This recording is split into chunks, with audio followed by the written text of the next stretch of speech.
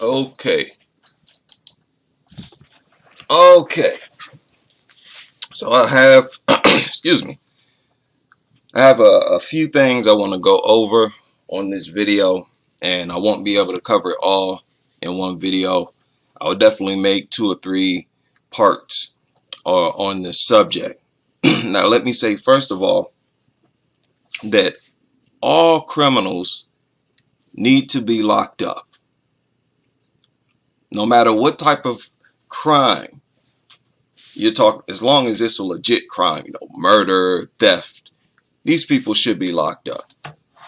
We need to round all of them up, lock them up, and then condition the next generation to not be criminal. The fact is, criminality is taught by the society. The society glorifies criminal behavior in order to get people to commit crimes or what they've deemed as a crime, so that they can lock them up and make a business out of locking them up. We all know this, whether it's movies, Hollywood, they glorify killing, they glorify violence, they glorify theft, they glorify gore, occultism. We live in a culture where you have movies like Nightmare on Elm Street, where an old child killer who's killed some 30 children in the neighborhood is killed, and then he continues to kill them in their dreams. If you watch that movie, it's very perverted. Freddy Krueger is perverted because the original story, he was a child molester. He was a pedophile. And Freddy Krueger today is an icon. He's an icon, hands down. This country glorifies the sickest people, the sickest attitudes and lifestyles, the most disgusting lifestyles imaginable. And crime itself is taught, and we need to stop teaching, raising kids on in a culture that glorifies criminal behavior. Now, of course, this will put prisons out of business. That's the whole point. That's exactly the point. But we'll come back to that. I recently saw this tweet, and I wanted to respond to it because, not because it made me angry. I don't get angry at ignorance, at people who say something that's not true. And really, there's no reason to get angry over what anybody says. If they're calling you a name, please, they're beneath you if they're going that route. And what it boils down to is, are they making a correct statement or not? Is what they're saying true or not?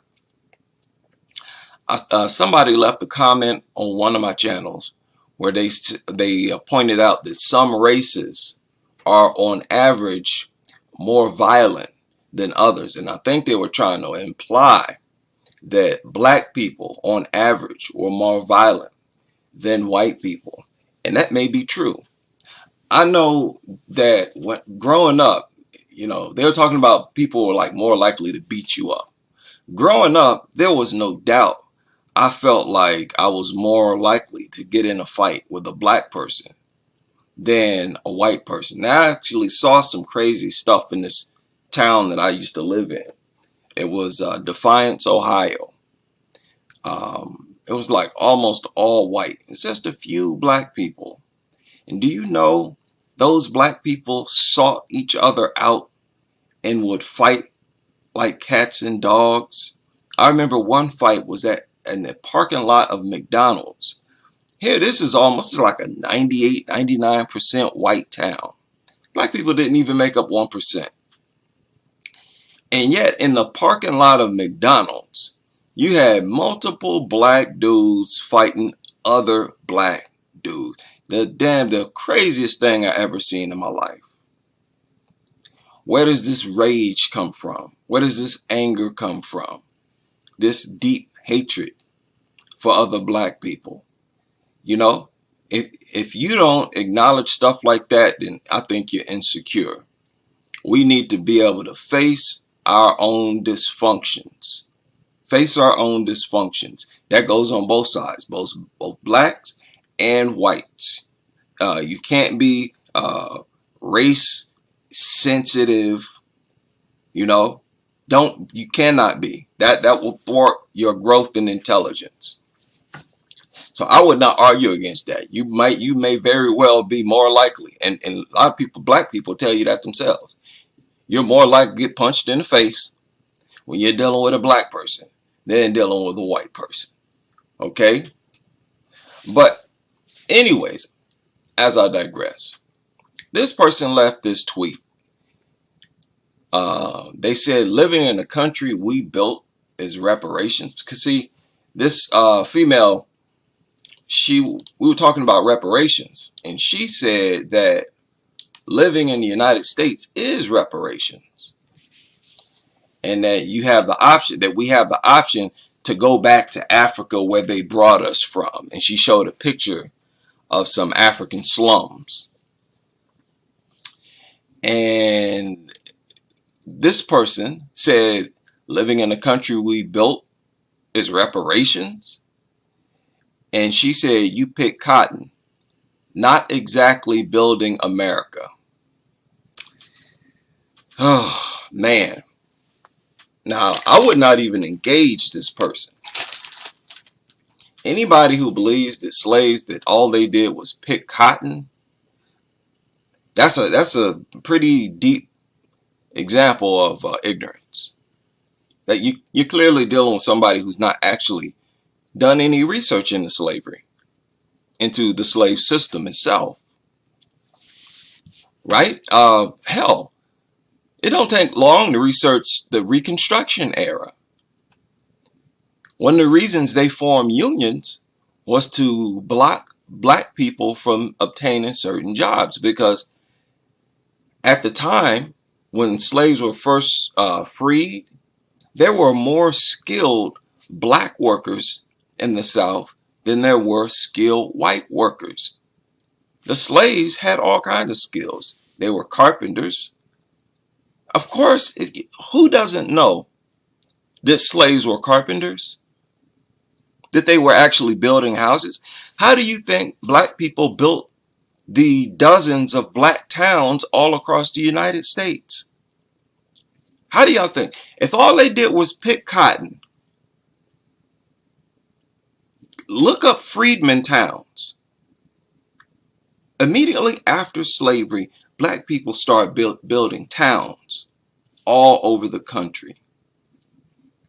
If all they knew how to do was pick cotton, how'd they pull that off? They wasn't getting help from white people. It's because slaves were carpenters. Some slaves were blacksmiths. They were shipbuilders. They were electricians. They had all kinds of skills. The more skilled your slave, the more valuable your slave. Not only can they perform more tasks, but when you want to sell them, you can charge a much higher price.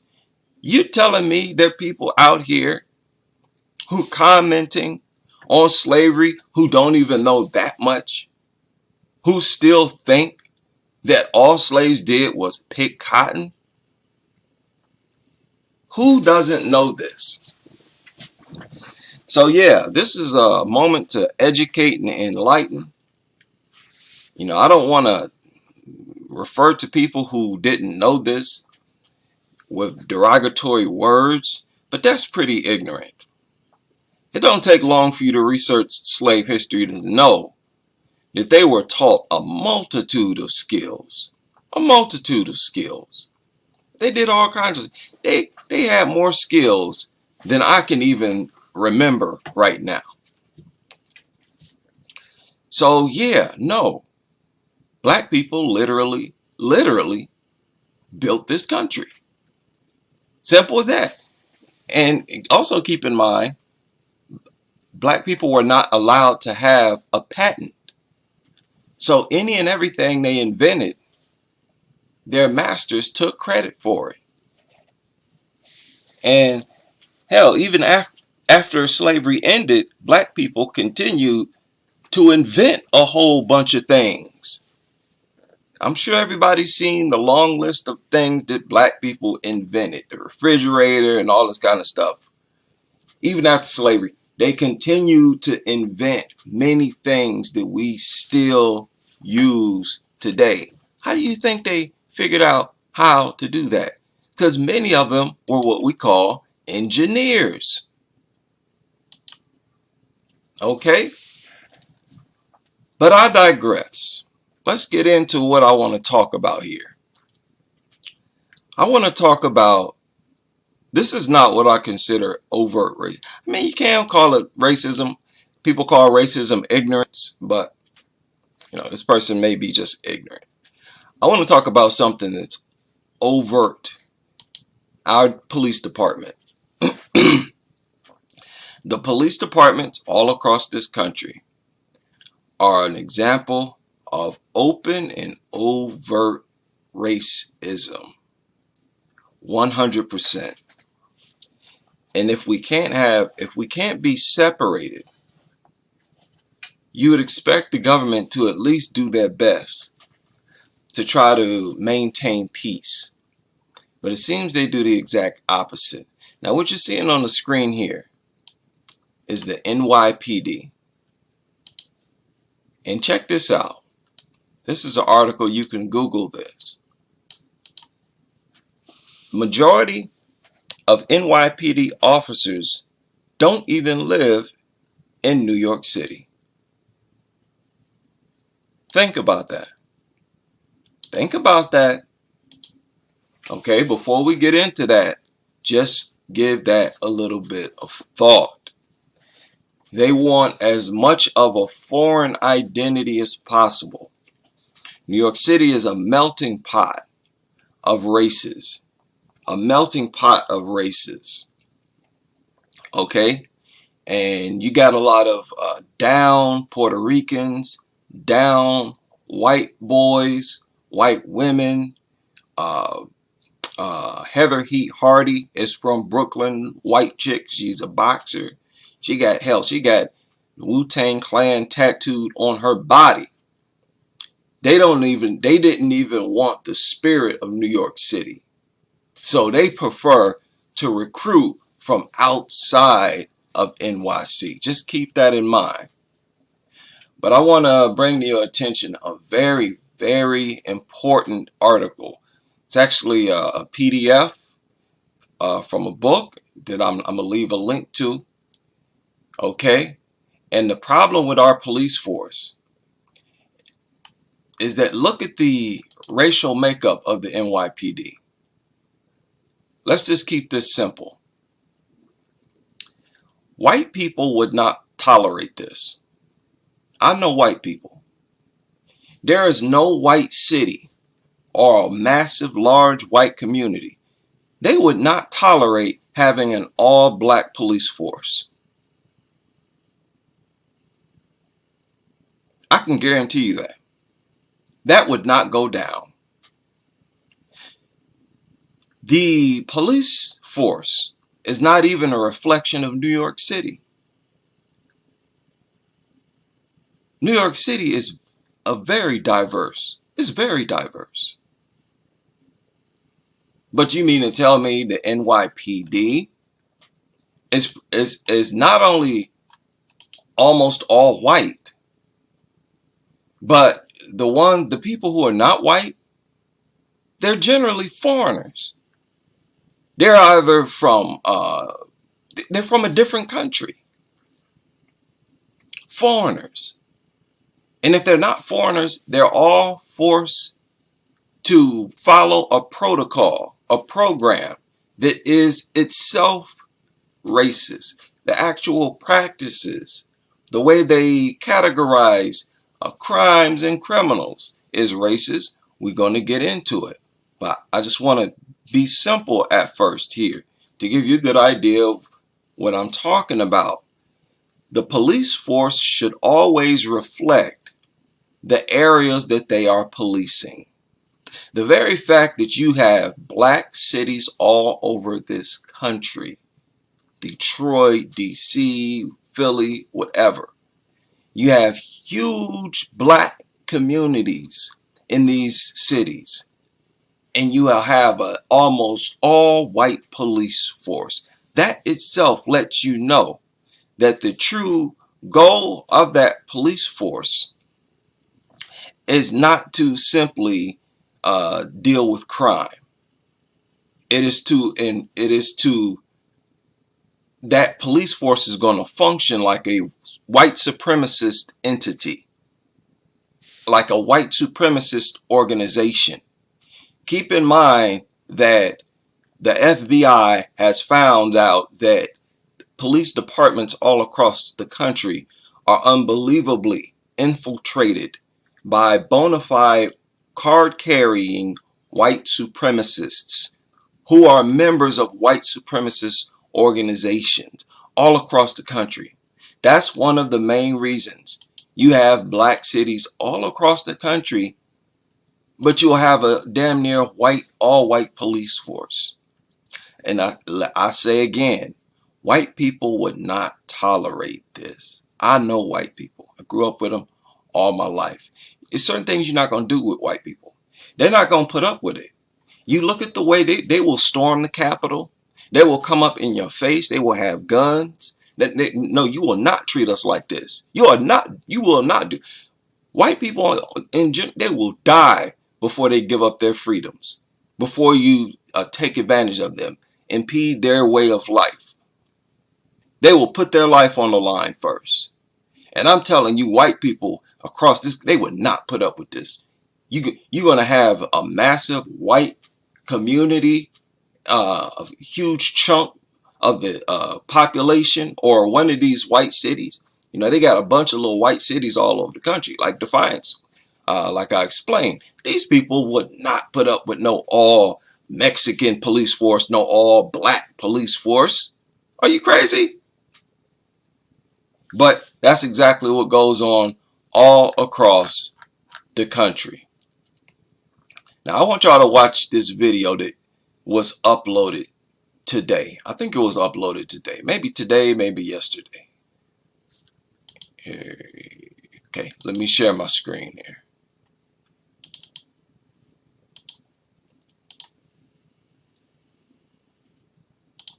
Okay.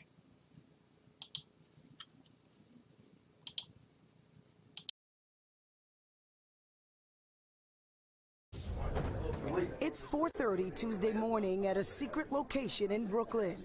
Expect the unexpected. Dozens of NYPD detectives are getting ready to take down alleged gang members.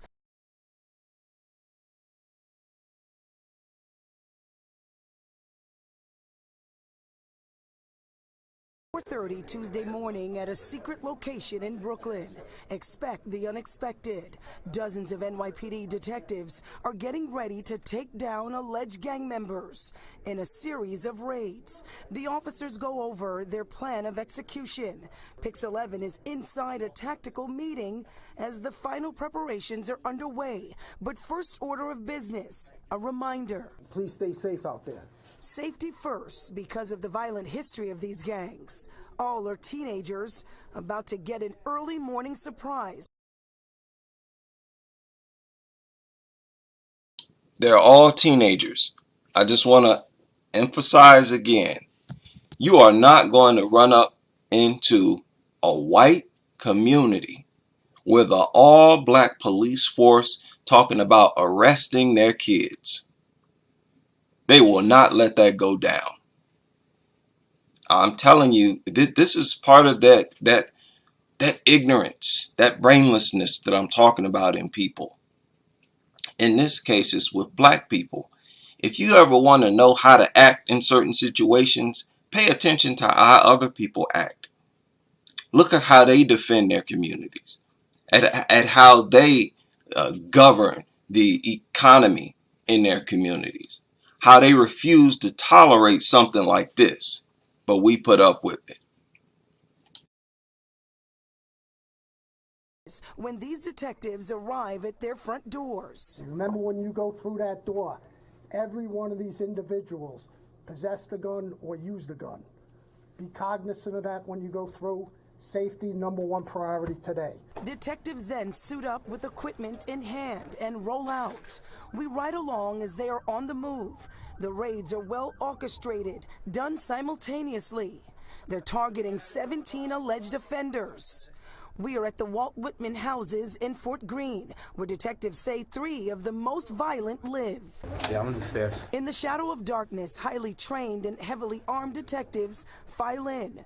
They even position themselves on the roof of the building. And in minutes, one by one of the alleged gang members are in custody. Now, we'll come back to this. We'll come back to this. Let me go back to my PowerPoint.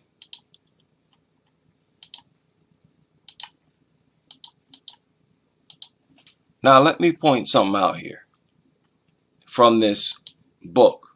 It's not really a book. It's a PDF. I'll leave the link. An unjust burden. The disparate treatment of Black Americans in the criminal justice system. The overrepresentation of Black Americans in the justice system is well documented. Black men make up about 13% of the male population, but about 35% of those incarcerated. 1 in 3 Black men born today can expect to be incarcerated in his lifetime, compared to 1 in 6 Latino men, 1 in 17 white men. Black women are also impacted. 1 in 18 Black women born in 2001 likely to be incarcerated sometime in her life, compared to 1 in 111 white women. Again, 1 in 118 for Black women, 1 in 111 for white women. Massive difference. The underlying reasons for this disproportionate representation are rooted in the history of the United States and perpetuated by current practices within the nation's justice system. Again, keep in mind that our FBI has told us on more than one occasion that police departments all over the country have been heavily infiltrated by white supremacists. This article goes on. This brief presents an overview in ways in which America's history of racism and oppression continues to manifest in the criminal justice system.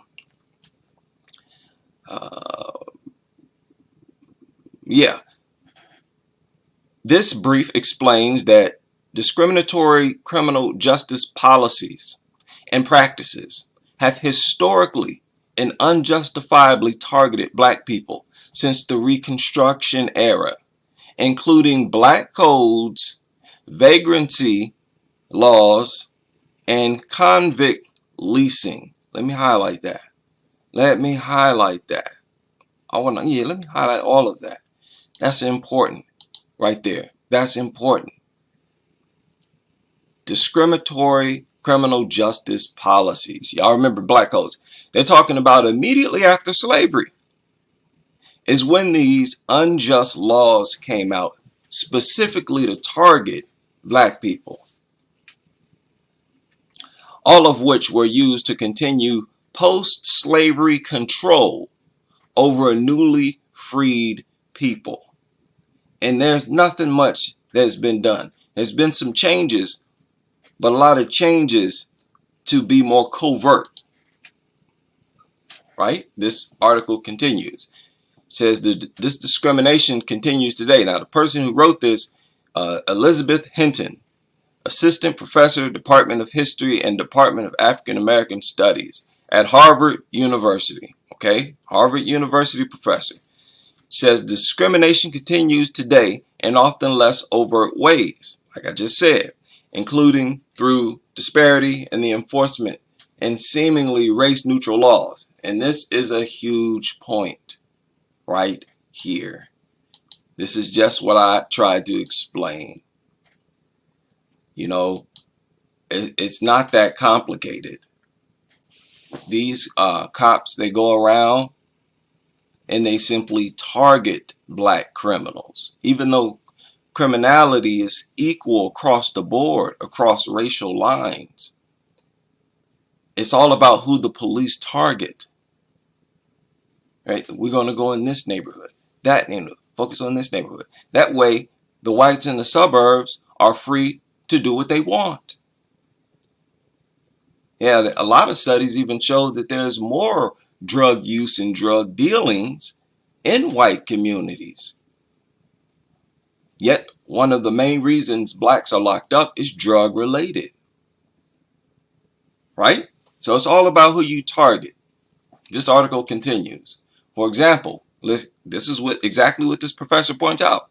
For example, while rates of drug use are similar across racial and ethnic groups, black people are arrested and sentenced on drug charges at much higher rates than white people. It's all about who you target. I'm going to focus on you, focus on you, focus on you, and then I'm going to look at the jails and say, hey, look, you guys make up 50% of the jail population. You're naturally criminal. You're criminal, you're criminal. You're the criminals of the country. Ha ha. Now we need more laws to help lock you up and target you even more. This is the open, overt racism goes on in this country. This article continues. Bias by decision makers at all stages. This is important, people. Pay attention. Bias by decision makers at all stages of the justice process disadvantages black people. Studies have found that they are more likely to be stopped by the police, detained pre-trial, charged with more serious crimes, and sentenced more harshly than white people. Quite often, whites will get off scot-free just with a verbal warning. You're black, oh no, you're getting arrested, and we're going to pull out all kinds of abstract charges and put them on you. It's really that simple, right? And you know, it's difficult to hear people, both black and white, try to tell me that racism doesn't exist. Where's racism? Where do you see racism? Like, what are you talking about? Okay, and it's not just with the police force. I can easily, and I will eventually, go into the educational system, the entertainment industry, so on and so forth.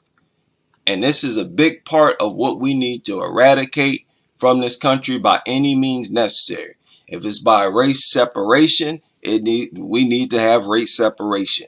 Whatever we need to do to bring peace and stability to this country, because this country is flipping, falling apart.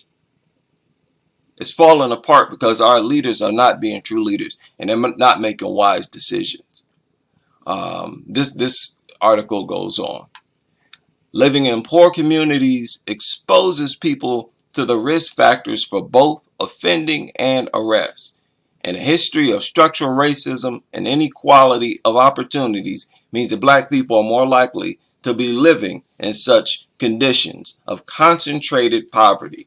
In addition to the clear injustice of a criminal justice system that disproportionately impacts black people, maintaining these racial disparities has a high cost for individuals, families, and communities. At the individual level, a criminal conviction has a negative impact on both employability and access to housing and public services. We all know about this. At the community level, disproportionately incarcerating people from poor communities removes economic resources and drives cycles of poverty and justice system involvement, making criminal justice contact the norm in the lives of a growing number of black Americans.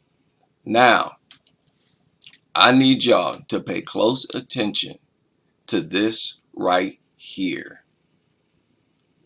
Black people have historically been targeted by intentionally discriminatory criminal laws.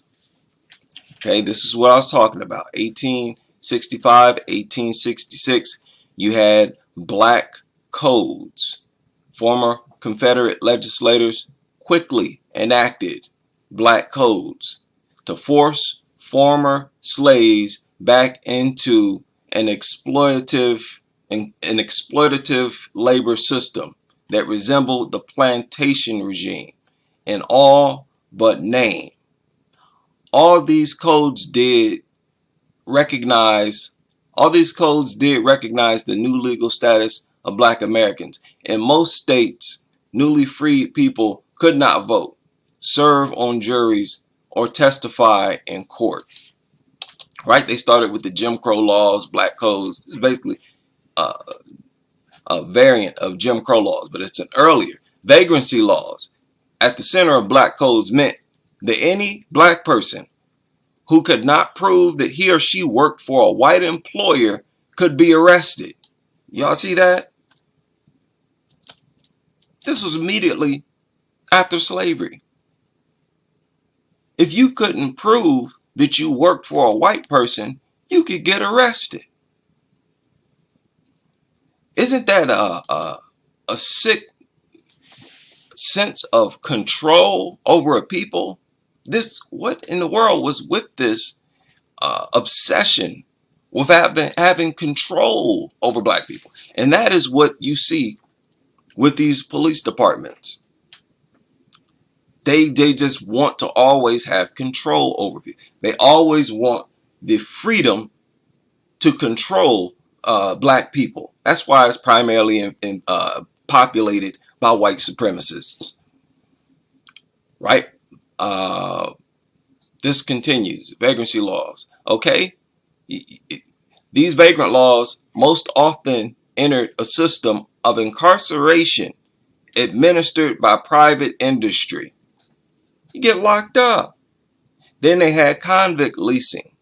This system allowed for the virtual enslavement of people who had been convicted of a crime, even if those crimes were for things like walking without a purpose or walking at night. See, this is the thing. They can say that anything is a crime. You can make anything a crime. It's really that simple. And in this article, she goes over a lot more things that I'm going to go over in part 2. We're going to go over the laws that are in place right now, that are designed to further target black people. These prisons, they were built with the intention on continuing slavery under the guise of criminals being taken off the street. If they really want fewer criminals in the society, they would make this satanic criminal music illegal. They would make these satanic criminal movies and music illegal. They would make an effort to condition people away from criminal behavior. They would make it immoral to be engaged in criminal behavior. They don't want to do that because they want to make a business out of arresting people, primarily black people, which is why they have required that we have self-destructive and violent lyrics. Do you understand you have no idea how many rappers have come out and said that they were told by the record companies that they had to talk about certain things, violence, gun violence, selling drugs. It was required. Not only that, they forced them to participate in occult practices, Aleister Crowley, and a whole bunch of sick nonsense. This is all by design. No, they want criminality. They want it so that they can capitalize on it. But at the very least, at the ground level, you gotta question why your police department doesn't reflect your community. And in my opinion, the police officers should at least come from the city that they police. How is it possible for a prominent police department like the New York Police Department, the NYPD, telling me populated by a majority of people who don't even live in New York City? What's that all about? And it's mostly white? New York City is not mostly white. Okay, do you at least allow the Puerto Rican police officers only to patrol the Puerto Rican communities? I mean, if you want to control or eliminate or keep racism out of the picture, it would be best to have only black police officers policing Bed-Stuy and other massive black communities. That would make sense. Then you don't have to worry about no cases, somebody gets shot or whatever. You're not going to have to deal with this old police racism. Are we really interested in removing racism? We could at least tackle that. We could at least put an end to those types of stories where, you know, racist cop and unjustifiably shot and all this kind of stuff. There is no effort being put forth by our government to eradicate racism.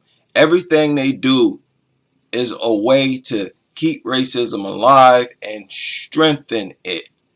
When it comes to race relations and how to manage race relations, these people, not only do they not know what they're doing, no, they know what they're doing.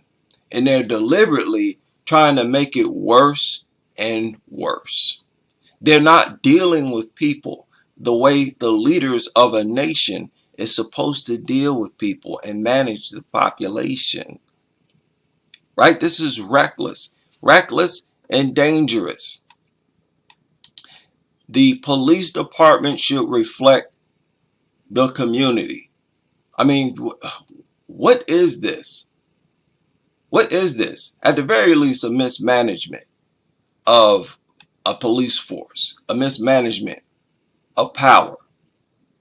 I mean, you go into a black neighborhood, immediately they're going to feel like you're against them. Immediately.